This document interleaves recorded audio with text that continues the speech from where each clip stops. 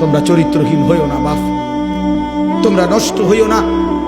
আমি বছর শেষে আবার মনে করাই দিলাম, অসভ্যতায় জড়ায়ও না।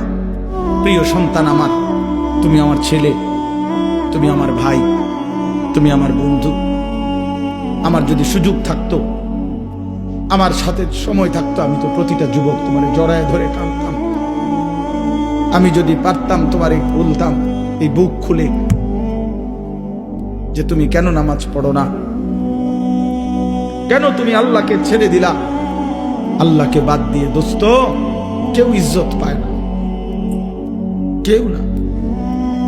একদিন না একদিন সময়ের ব্যবধানে লজ্জিত হতেই হয়।